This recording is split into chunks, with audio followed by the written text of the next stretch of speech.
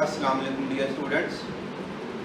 आज हम जिस मौजू पे बात करेंगे ये है fundamental theorems of vector space homomorphism. एक बात हम यहाँ पर ये काम करने से पहले समझ लें कि वेक्टर स्पेस होमोमॉर्फिज्म की बात कर लें, ग्रुप होमोमॉर्फिज्म की बात कर लें, रिंग होमोमॉर्फिज्म की बात कर लें, इन तमाम के तमाम स्ट्रक्चर्स के लिए मॉर्फिज्म्स के एतबार से फंडामेंटल थ्योरम्स बाकायदा तौर पर बड़ी बुनियादी अहमियत के हामिल हैं। क्योंकि इन रिजल्ट्स को इस्तेमाल करके हम अपने आने वाले रिजल्ट्स के प्रूफ्स में काफ़ी आसानियां पैदा कर लेते हैं। बेसिकली सारे के सारे हमारे पास मैथमेटिकल टूल्स हैं जिन्हें हम इस्तेमाल करते हैं मुख्तलिफ अंदाज में। एक अंदाज इनका जो अभी मैंने बताया, सादा सा अंदाज क्या है कि हमारे जैसे हम वेक्टर स्पेस के एतबार से बात कर रहे हैं तो वेक्टर स्पेस होमोमॉर्फिज्म के एतबार से जो आने वाले रिजल्ट्स हैं उन्हें प्रूफ करने में ये रिजल्ट्स फंडामेंटल थ्योरम जो उनसे हैं ये काफ़ी अहमियत के हामिल हैं। ये यहाँ पे हम दो फंडामेंटल थ्योरम्स को स्टडी करेंगे और उनमें से जो फर्स्ट फंडामेंटल थ्योरम है पहले हम उसकी स्टेटमेंट देख लेते हैं, फिर उसके लिए कुछ बात करते हैं। थ्योरम ये है हमारे पास,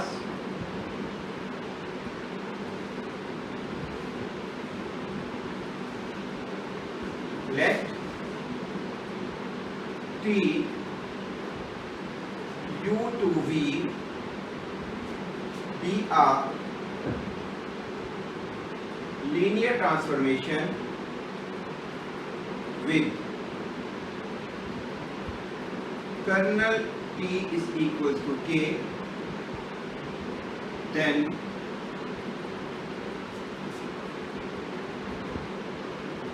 show that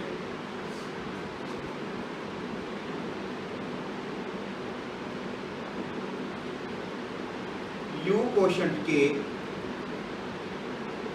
is isomorphic to T of U। ये स्टेटमेंट है हमारे पास। Let T U to V be a linear transformation with kernel T बराबर है K के, then show that U quotient K is isomorphic to T of U। अब यहाँ पर हम कुछ बातें प्रूफ करने से पहले विजुलाइज कर लें। एक तो ये कि यहाँ पर U और V दोनों की दोनों वेक्टर स्पेसेस हैं जो कि सेम फील्ड के ऊपर डिफाइंड है, क्योंकि ये बात हम ऑलरेडी जान चुके हैं लीनियर ट्रांसफॉर्मेशन या वेक्टर स्पेस होमोमॉर्फिज्म की डेफिनेशन में कि वेक्टर स्पेस होमोमॉर्फिज्म की लिए या लीनियर ट्रांसफॉर्मेशन के लिए हम उसी वक्त बात कर सकेंगे जब हमारे पास दोनों वेक्टर स्पेसिस एक ही फील्ड पर क्या हो, डिफाइन हो। एक बात होगी। अब जब T को हमने लीनियर ट्रांसफॉर्मेशन सपोज कर लिया और साथ आगे हमने लिख दिया विद कर्नल T बराबर किसकी है, K। सहूलत के लिए इसको हम किसके बराबर लिख दिया, K, क्योंकि हमने जब कर्नल को डिस्कस किया था तो हमने ये बात देख ली थी कि जब भी लीनियर ट्रांसफॉर्मेशन या वेक्टर स्पेस होमोमॉर्फिज्म की हम बात करेंगे तो हमें दो तरह की इंफॉर्मेशन मुयस्सर आती हैं। एक का ताल्लुक डोमेन के वेक्टर स्पेस से होता है और एक का ताल्लुक को डोमेन की वेक्टर स्पेस से होता है। डोमेन के वेक्टर स्पेस के साथ जो ताल्लुक होता है वो किसका होता है, कर्नल का। किसका होता है, कर्नल का होता है। हम अपने केस में कर्नल को क्या सपोज कर रहे हैं कि वो किसके बराबर है, कैपिटल के और हम ये बात साबित कर चुके हुए हैं अपने प्रीवियस लेक्चर्स में कि कर्नल जोन सा है ये डोमेन की वेक्टर स्पेस के लिए क्या बनाता है, कोशेंट सबस्पेस बनाता है, सबस्पेस बनाता है। अब हमने साबित क्या करना है, u कोशेंट के, u कोशेंट के से मुराद क्या होगी हमारे पास, u कोशेंट के से क्या मुराद होगी हमारे पास, ये एक हमारे पास क्या बनेगी, कोशेंट स्पेस बनेगी, ये हमारे पास क्या बनेगी, कोशेंट स्पेस बनेगी। क्योंकि हम जानते हैं सबस्पेस से हम वेक्टर स्पेस के साथ u अगर एक सेट ऑफ ऑल कोसेट्स बनाए, कोशेंट स्पेस का स्ट्रक्चर हम ऑलरेडी जानते हैं।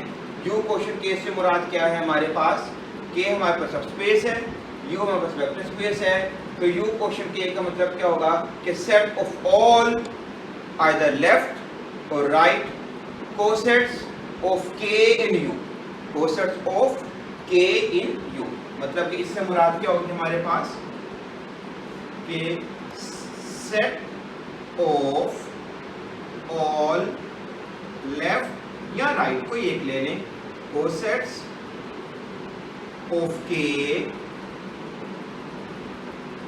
इन u,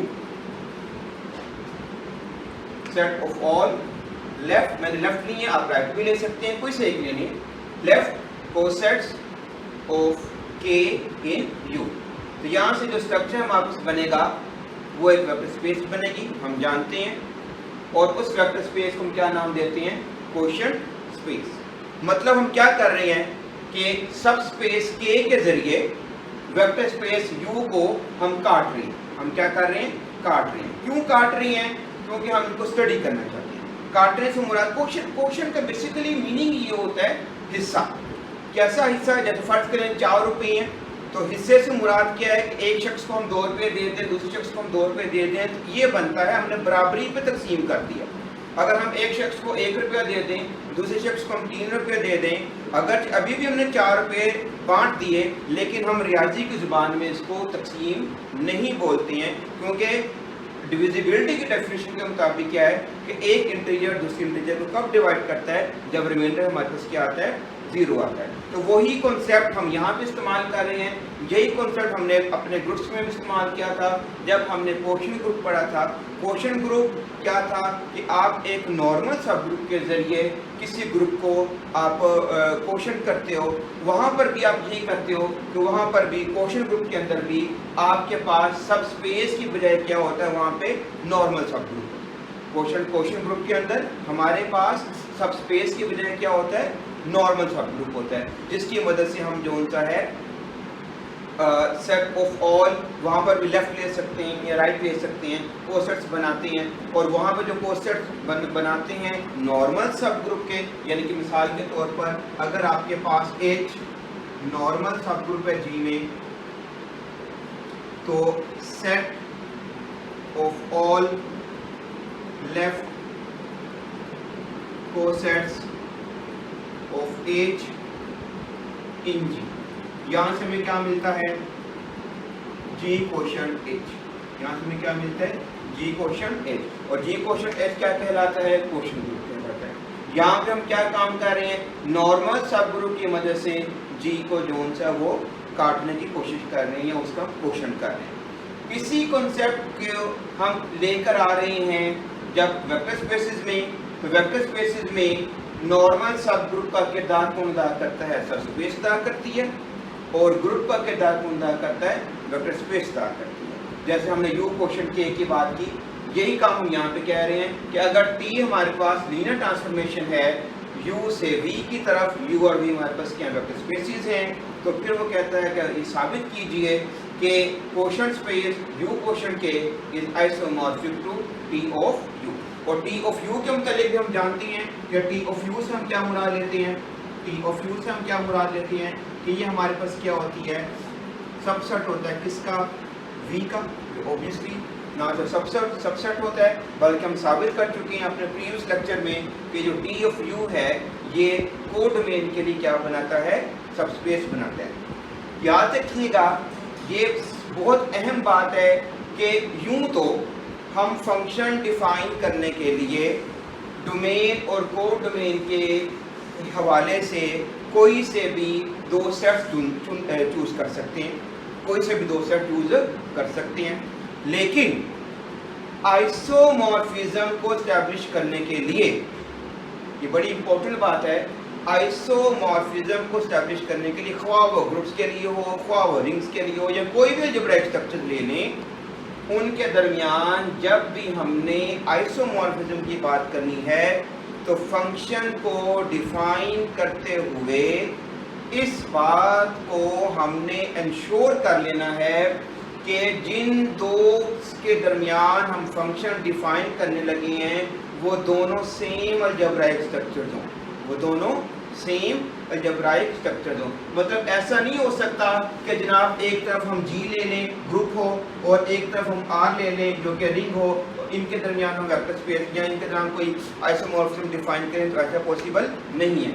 हम फंक्शन तो डिफाइन कर सकते हैं जी से आर की तरफ, लेकिन अगर हमने आइसोमॉर्फिज्म की बात करनी है तो आइसोमॉर्फिज्म डिफाइन करने के लिए हमें ये बात इंश्योर करना है कि डोमेन और कोड डोमेन के अंदर अलजेब्राइक स्ट्रक्चर्स सेम हो। इसलिए सारी गुफ्तगू अभी जो हम कर रहे हैं, डिटेल जो हम कर रहे हैं कि यू क्वोशंट के की बात हमने कर ली, क्योंकि हम जानते हैं कि यू के लिए सब स्पेस बनाता है, तो लिहाजा हम यू क्वोशंट के बना सकते हैं और यू क्वोशंट के को हम साबित कर चुके हुए हैं कि ये एक वेक्टर स्पेस बनती है जिसको हम क्वोशंट स्पेस बोलते हैं। एक बात होगी।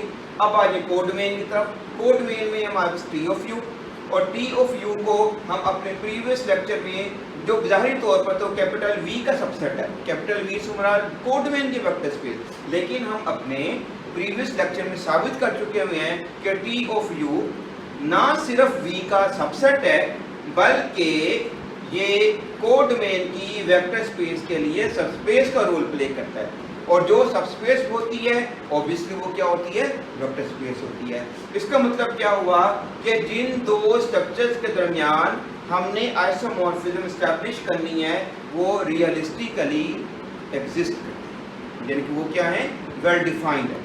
यू क्वोशंट के भी वेल डिफाइंड है और टी ऑफ यू भी हमारे पास क्या है, वेल डिफाइंड है।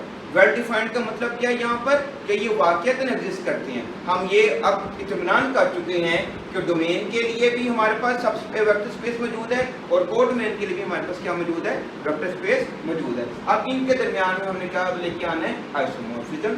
और आखिरी लेक्चर में हमने देखा था आइसोमॉर्फिज्म से मुराद क्या, एक ऐसा फंक्शन बनाएंगे इन दोनों के दरमियान जिसमें कुल मिलाकर हमारे पास तीन तरह की प्रॉपर्टीज आ जाएं।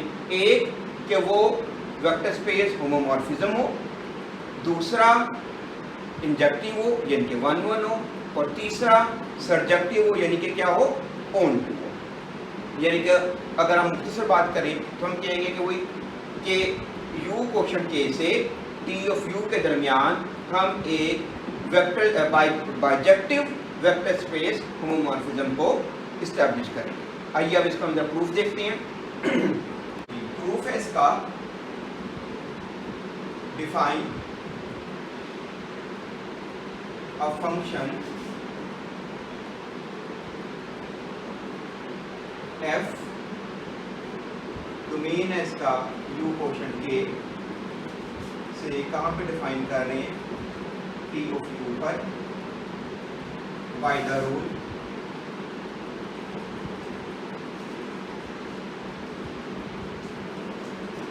f of k plus x बराबर है t of x के, where x belongs to u. Define a function f जिसका डोमेन कौन है, u क्वोशंट k, को डोमेन कौन सा है, t of u। डिफाइनिंग कैसे है, by the rule f of k plus x, के कैपिटल है, x स्मॉल, बराबर किसकी है, t ऑफ x के, और x किसको बिलोंग कर रहा है, u। अब हम सबसे पहले जरा फंक्शन की डिफाइनिंग को थोड़ा सा अंडरस्टैंड कर लें प्रूफ करने से पहले। डोमेन में है हमारे पास u क्वोशंट के, क्वोशंट स्पेस, और हम जानते हैं कोशेंट स्पेस का हर एक एलिमेंट क्या होता है, कोसेट होता है। याद रखिएगा कि कोई भी स्ट्रक्चर जब भी हमने स्टडी करना है, कोई नई बात पढ़नी है, उसको अंडरस्टैंड करना है स्ट्रक्चर के अंदर, तो दो बातों का जान लेना सबसे ज़्यादा ज़रूरी है। बिल्कुल इसी तरह से जिस तरह से कोई टूरिस्ट है, अगर उसने किसी नई जगह को विज़िट करना है तो उसे अपना सफ़र शुरू करने से पहले दो बातें जान लेना ज़रूरी होती है। नंबर एक, जिस एरिया के लिए वो ट्रैवल करना चाह रहा है वहाँ का क्लाइमेट कैसा है, यानी कि आबोहवा कैसी है, और दूसरा उस इलाके में रहने वाले लोगों का कल्चर कैसा है, यानी कि क्लाइमेट और कल्चर। इसी तरह से हमने भी जब भी कोई नई चीज़ पढ़नी है, कुछ स्ट्रक्चर पढ़ना है, उसको विजुलाइज करना है, तो हमें भी दो बातें सबसे पहले जान लेना सबसे ज़्यादा ज़रूरी है। नंबर एक, सेट में मौजूद एलिमेंट्स का स्ट्रक्चर, सेट में मौजूद एलिमेंट्स का स्ट्रक्चर कि सेट में एलिमेंट्स किस नौइयत के हैं। जैसे आप जानते हैं कॉम्प्लेक्स नंबर्स की अपनी नौइयत है, अपना स्ट्रक्चर है, मैट्रिसेस का अपना स्ट्रक्चर है, पॉलिनोमियल्स का अपना स्ट्रक्चर है, इसी तरह से बाकी बात है। और दूसरी क्या बात जान लेना ज़रूरी है, सेट के एलिमेंट्स के दरमियान डिफाइन किया जाने वाला बाइनरी ऑपरेशन। आप जानते हैं कि जैसे हम दो कॉम्प्लेक्स नंबर्स को ऐड कर सकते हैं, ऐसे दो मैट्रिसेस ऐड नहीं होंगे। जिस तरह से दो मैट्रिसेस ऐड होंगे, इस तरह से हम दो पॉलिनोमियल्स को ऐड नहीं कर सकते। तो क्या कानून बन रहा है कि जैसे जैसे सेट में एलिमेंट्स का स्ट्रक्चर चेंज होता जा रहा है, उनके दरमियान बाइनरी ऑपरेशन की नौइयत भी क्या होती जा रही है, तब्दील होती जा रही है। तो हमें भी सबसे पहले कोई बात सीखने से पहले जो जिन दो बातों का जान लेना सबसे ज़्यादा ज़रूरी है, उनमें से एक कौन सी है, सेट में मौजूद एलिमेंट्स का स्ट्रक्चर, और सेकंड वन कौन सा है, इन एलिमेंट्स के दरमियान डिफाइन किया जाने वाला बाइनरी ऑपरेशन।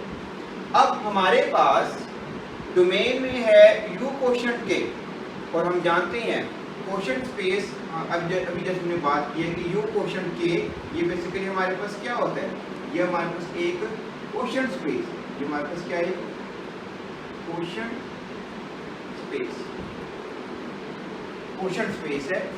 कैसे बनती है हम ये भी जानते हैं, कैसे बनती है, set of all left cosets of के इन यू। आप लेफ्ट भी ले सकते हैं, राइट भी ले सकते हैं। हमने पता यहाँ पे कौन से लिए, राइट को ले लें, हमने कौन से लिए हुए, राइट को ले लिए कि set of all left cosets ले लें या राइट कोसेट्स ले लें, किसके, के, इसके अंदर, यू के अंदर। याद रखिएगा ये कॉन्सेप्ट जो सा कोशेंट स्पेस का, ये बिल्कुल ग्रुप थ्योरी में किस कॉन्सेप्ट के पैरेलल आ रहा है आपके पास, कोशेंट ग्रुप के। किसके आ रहा है, जब फर्ज करें हम कहते हैं अगर एच हमारे पास नॉर्मल है जी में, तो हम बात किसकी कर सकते हैं, जी कोशेंट एच की, और जी कोशेंट एच से हम क्या बना लेते हैं कि सेट ऑफ ऑल लेफ्ट या right cosets of H in G, of H in G. तो बिल्कुल इसी के पैरेलल हमारे पास कौन सा कॉन्सेप्ट आ रहा है, कोशेंट स्पेस का, जिसके अंदर हमारे पास क्या होती हैं, कोसेट्स होती हैं। और ये कोसेट्स हम जानते हैं कैसे बनाती हैं, चाहे लेफ्ट वाले हम ले लें, चाहे हम कौन से ले लें, राइट वाले ले लें। तो लिहाजा हमने डोमेन में जो लिया है वो हमने क्या लिया है, यू कोशेंट के का एक एलिमेंट ले लिया है, के capital plus x, right coset. इसका प्लस का निशान क्यों डाला गया है, क्योंकि हम जानते हैं वेक्टर स्पेस के कितने बाइनरी ऑपरेशन होते हैं, दो। एक होता है एडिशन का और दूसरा कौन सा होता है, स्केलर मल्टीप्लिकेशन का। एडिशन का जो बाइनरी ऑपरेशन है ये डायरेक्टली रिलेट कर रहा होता है V के अंदर, क्योंकि वेक्टर स्पेस की फर्स्ट कंडीशन क्या है कि वेक्टर स्पेस V जो उनसा होता है ये हमारे पास क्या होता है, अबेलियन ग्रुप होते हैं अंडर एडिशन। इसी वजह से हम जो उनसा है यहाँ पे प्लस के निशान को फिक्स करते हैं, क्योंकि अबेलियन ग्रुप किसके अंडर होता है, अंडर एडिशन होता है। तो अंडर एडिशन होगा तो कोसेट लिखने का अंदाज क्या होता है, K प्लस एक्स का। अब आ जाइए जरा कोडमेन की तरफ। कोडमेन हमारे पास क्या है, T ऑफ U, और हम जानते हैं कि T ऑफ U पढ़ चुके हैं हम पहले कि T ऑफ U जो उनसे है हमारे पास क्या होता है, सबसेट होता है किसका, V का। और ये भी जान चुकी है कि ना तो ये सबसेट होता है बल्कि इसके अंदर क्या बनाता है, सबस्पेस बनाता है। T ऑफ U से मुराद क्या है, लीनियर ट्रांसफॉर्मेशन T की रेंज या उसका U का इमेज है। और इसके अंदर हम कौन सा एलिमेंट्स को शामिल करते हैं, कोडमेन के उन एलिमेंट्स को हम शामिल करते हैं जो डोमेन के सारे एलिमेंट्स के साथ क्या करता है, डोमेन के जो एलिमेंट उसके साथ मैप हो जाते हैं, उनको हम T ऑफ U में शामिल करते हैं। अच्छा, अब जो थोड़ा सा हम स्ट्रक्चर को मजीद से समझ लें कि फर्ज कर लीजिए कि ये हमारे पास है U कोशेंट K, ये हमारे पास फंक्शन F है, ये हमारे पास कोडमेन आ गई T ऑफ U।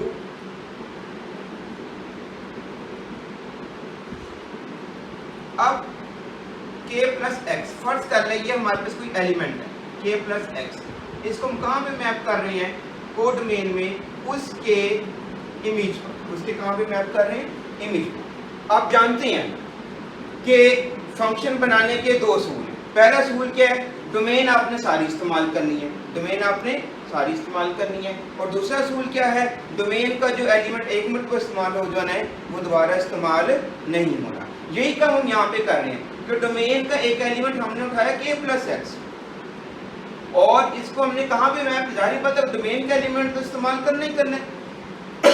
अब इसको हम कहाँ पे इस्तेमाल कर रहे हैं, T ऑफ x। और T ऑफ x से मुराद क्या है, हम पढ़ चुके हैं कि जो हमारे पास फंक्शन था T U से V पर, फंक्शन कहाँ से कहाँ था, T U से V पर। तो अगर x मेरे पास U में है तो इसका इमेज कहाँ पे आएगा, मेरे पास T ऑफ x, ये मेरे पास कहाँ चला जाएगा, V में चला जाएगा। और चूंकि T ऑफ U V का सबसेट है, T ऑफ U V का क्या है, सबसेट है, तो ऑटोमेटिकली x का जो इमेज होगा वो मेरे पास कौन सा होगा, T ऑफ x, वो ऑलरेडी मौजूद होगा। तो हम क्या कह रहे हैं कि K प्लस एक्स को हम कहाँ पे मैप कर रहे हैं, T ऑफ x पे। और T ऑफ x कहाँ से मिल रहा है, हमें यहाँ से मिल रहा है कि x का इमेज कौन था, हमारे पास था T ऑफ x था। तो कुल मिलाकर क्या बात बनी कि फंक्शन जो f है डिफाइन कहाँ से किया जा रहा है, U कोशेंट K से, कहाँ की तरफ डिफाइन किया जा रहा है, T ऑफ U की तरफ डिफाइन किया जा रहा है।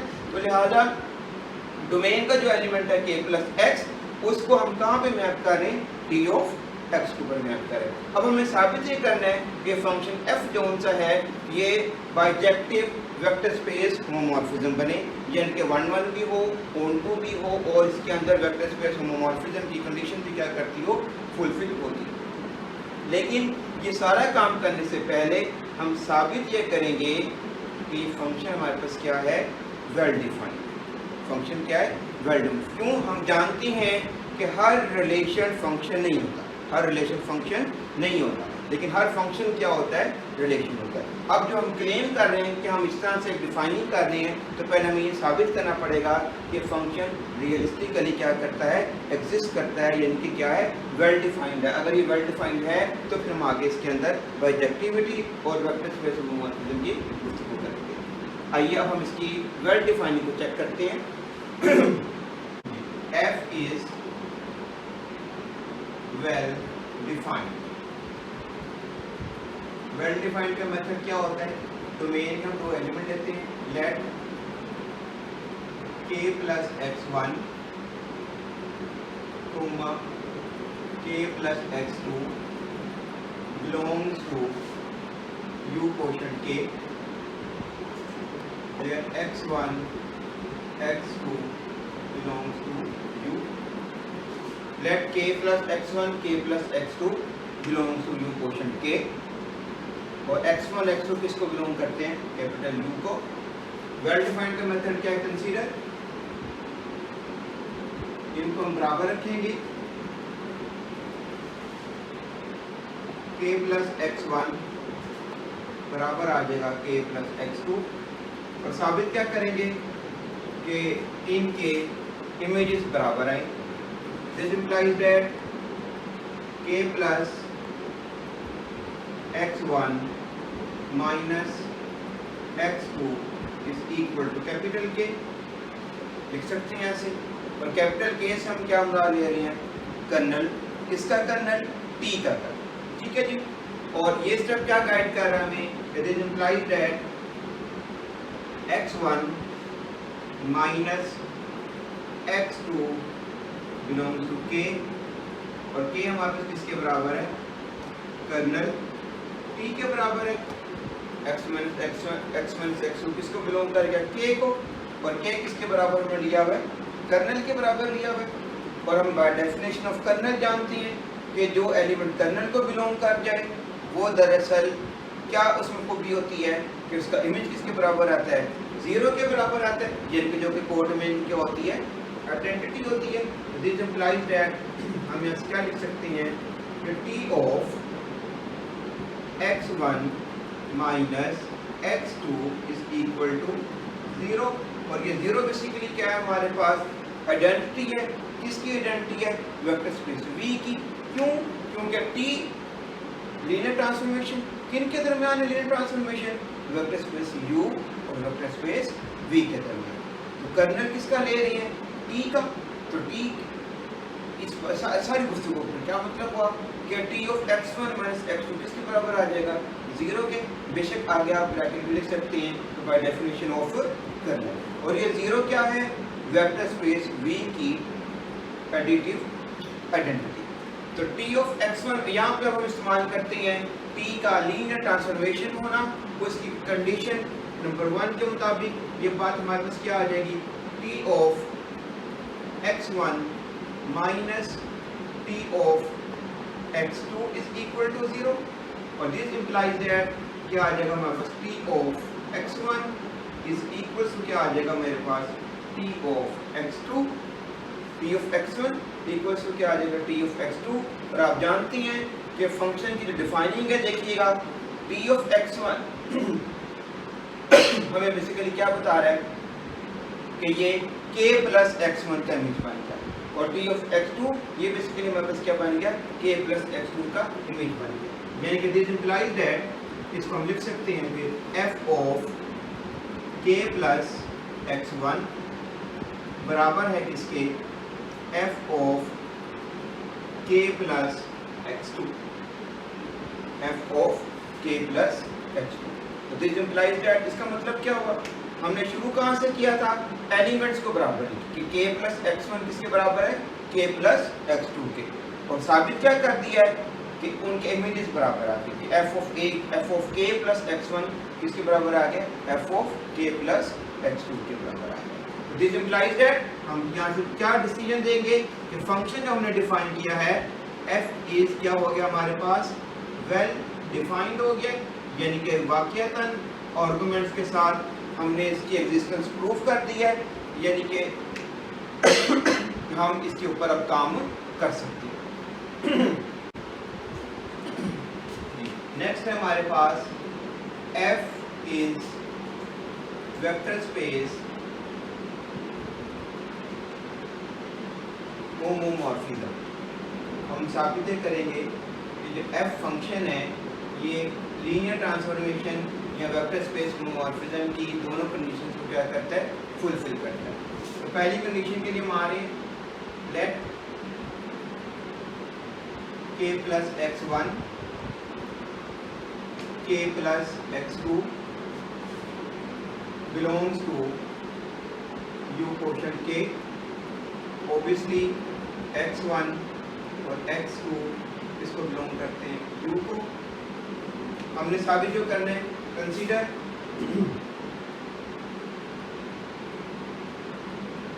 f ऑफ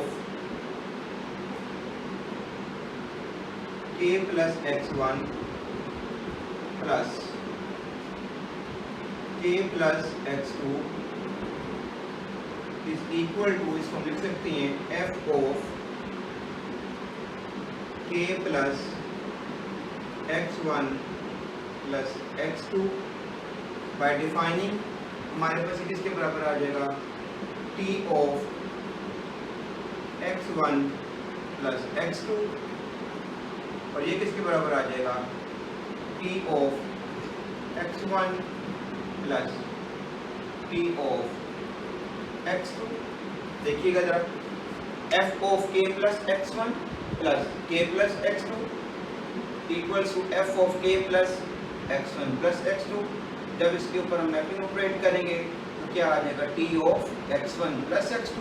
फिर t का लीनियर ट्रांसफॉर्मेशन होना यूज करेंगे तो क्या आ जाएगा t of x1 plus t of x2। और ये किसके बराबर आ जाएगी बात हम जानते हैं।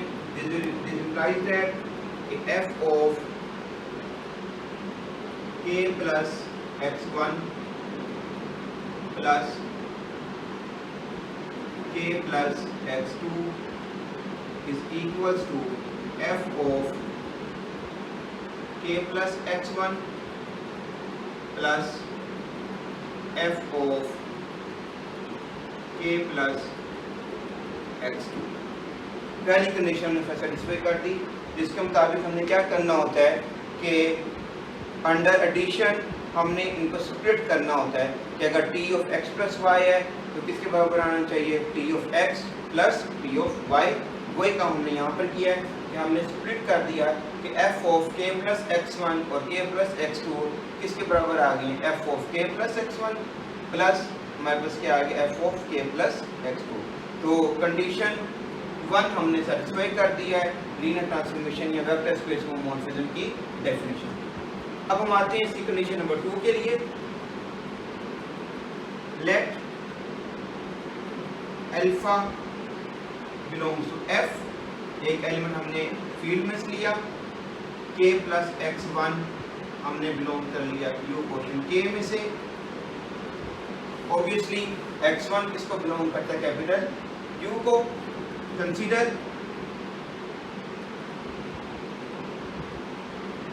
f of alpha times k plus x1, ये बराबर किसकी हो जाएगा f of k plus alpha x1 और ये किसके बराबर आ जाएगा t of alpha x1। Write that f of alpha times k plus x1 will be equals to alpha times t of x1, क्योंकि हमने यहाँ पर लीनियर ट्रांसफॉर्मेशन की सेकंड कंडीशन को यूज़ किया है। और ये किसके बराबर आ जाएगा हमारे पास alpha times f of k plus x1। इसका मतलब क्या हुआ कि कंडीशन नंबर 2 भी हमने क्या कर दी है सेटिस्फाई कर दी है, और which means that this implies that f is a vector space homomorphism। हमने एक बार साबित कर दी कि f जोन से हमारे पास क्या है वेक्टर स्पेस होमोमॉर्फिज्म। अब हम साबित करते हैं कि f सर्जेक्टिव है, क्योंकि अब बाइजेक्टिविटी रह गई है पीछे, और बाइजेक्टिविटी के लिए हमने दो बातें साबित करनी होती हैं, एक इंजेक्टिव और एक सर्जेक्टिव। तो f इज सर्जेक्टिव, ये बड़ी आसान सी बात है, हम समझ सकते हैं। सर्जेक्टिविटी कब मुयसर आती है जब कोड में और रेंज आपस में क्या आ जाते हैं इक्वल आ जाते हैं। तो यहाँ से हम देख सकते हैं कि फॉर ईच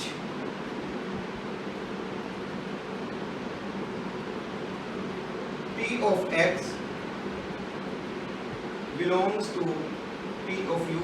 एक बात और लिख लेते हैं यहाँ पर कि f is surjective because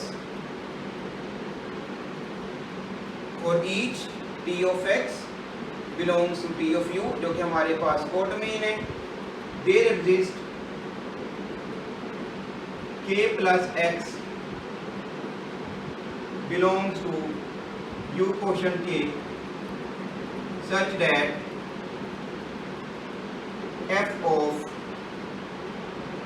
k plus x is equals to t of x, which is quite clear that function f is surjective.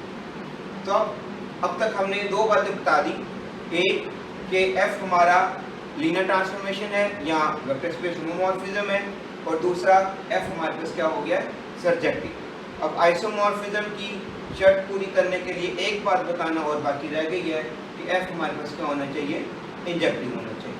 आइए अब जरा इसकी हम इंजेक्टिविटी को देखते हैं। f इज इंजेक्टिव, मेथड हम जानते हैं कि late k plus x1 k plus x2 belongs to U quotient k और x1 x2 इसको बिलोंग करते हैं U। Consider f of k plus x1 बराबर है किसके, f of k plus x2। हमने इंजेक्टिव या वन साबित करने के लिए क्या मेथड है, डोमेन के दो एलिमेंट्स के इमेजेस को बराबर करते हैं और आर्गुमेंट्स के जरिए साबित करेंगे कि वो एलिमेंट्स क्या हैं, बराबर। मतलब है हमने सपोज किया है कि f of k plus x1 बराबर है किसके, f of k plus x2। साबित क्या करना है कि k plus x1 किसके बराबर है, k plus x2। यानी कि हमने साबित क्या करना है कि k plus x1 किसके बराबर आना चाहिए, k plus x2 के। अब जरा एक बात समझ लें यहाँ पर कि k plus x1 को सेट है, यानी कि इसका स्ट्रक्चर एक सेट हुआ। k plus x2 को सेट है, यानी कि स्ट्रक्चर में क्या हुआ, एक सेट हुआ। और दो सेट कब बराबर आते हैं, जब पहला दूसरे का सबसेट हो और दूसरा पहले का सबसेट हो।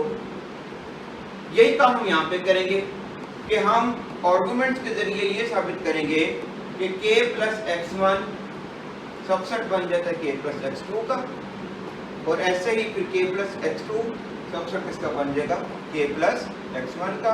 तो फिर हम दोनों रिलेशन से डिसीजन ले लेंगे, इक्वालिटी हमारे पास क्या कर देगी, होल्ड कर देगी। अच्छा, तो इस बार देखिएगा कैसे प्रोसीड करने।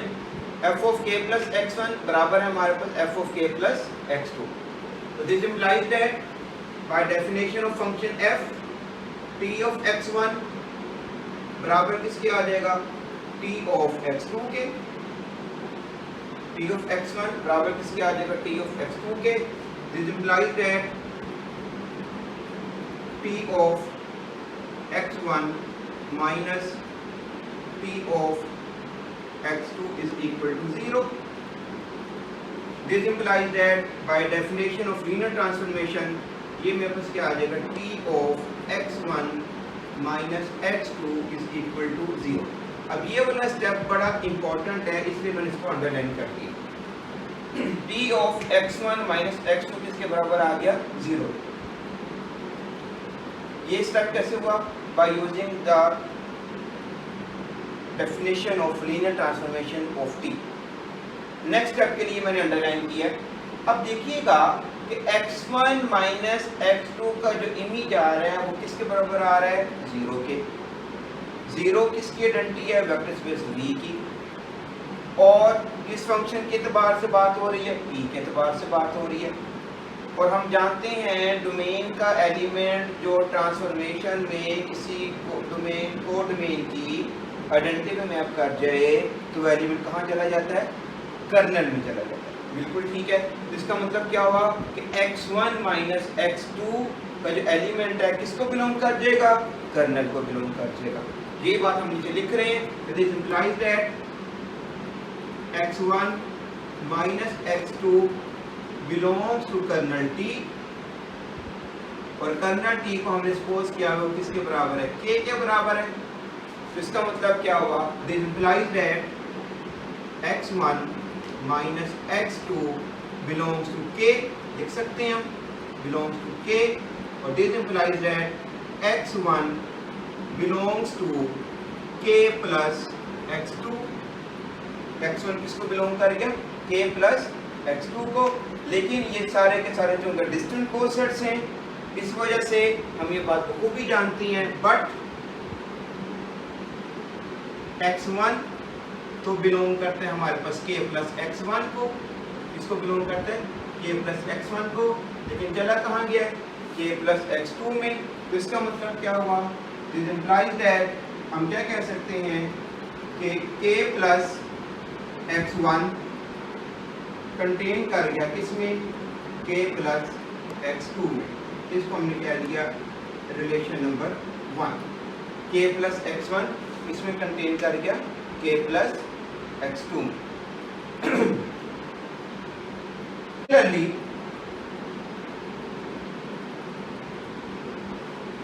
by using the same arguments, we can say that k plus x2 contain कर जाएगा किसमें? k plus x1 में, और इसको हमने क्या दिया? नंबर 2। तो from 1 and 2 what we have? From 1 and 2 what we have? k plus x1 is equals to k plus x2, और इसका मतलब क्या हुआ? This implies that f is injective. f हमारे पास क्या हो जाएगा? इंजेक्टिव हो जाएगा। क्यों? जो हमने देखिए शुरू कहाँ से किया था कि दो इमेजेस बराबर लिए और आर्गुमेंट्स के जरिए हम कहाँ पर आ गए हैं कि वो एलिमेंट्स आपस में क्या आ गए हैं? इक्वल आ गए। इसका मतलब क्या हुआ? फंक्शन हमारे पास क्या हो गया? इंजेक्टिव हो गया। तो गोया हमने साबित कर दिया कि f हमारे पास क्या है? बाइजेक्टिव भी है, वेक्टर स्पेस होमोमॉर्फिज्म भी है। तो लिहाजा हम कह सकते हैं कि f is in fact N isomorphism. as f is bijective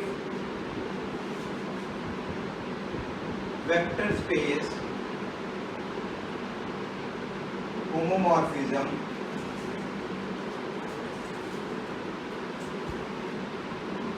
so f is an isomorphism between u quotient k and t of u, that is u quotient k is isomorphic to t of u. So u quotient k is isomorphic to t of u। यही बात हमने साबित करनी थी कि जब कभी हमारे पास दो स्पीसीज के दरमियान में एक ट्रांसफॉर्मेशन मौजूद हो और कर्नल के हो, तो हम बआसानी ये बात बता सकते हैं कि u क्वेश्चन के जो उनसा होगा ये आइसोमॉर्फिक किसके होगा? t of u। ये तो था हमारे पास फर्स्ट फंडामेंटल थ्योरम। इंशाल्लाह अब नेक्स्ट लेक्चर के अंदर हम इसमें इसका सेकंड फंडामेंटल थ्योरम देखेंगे। इसको आप समझने की कोशिश कीजिएगा और विजुलाइज कीजिएगा। इंशाल्लाह अब सेकंड फंडामेंटल के लिए आपसे नेक्स्ट लेक्चर में मुलाकात होगी।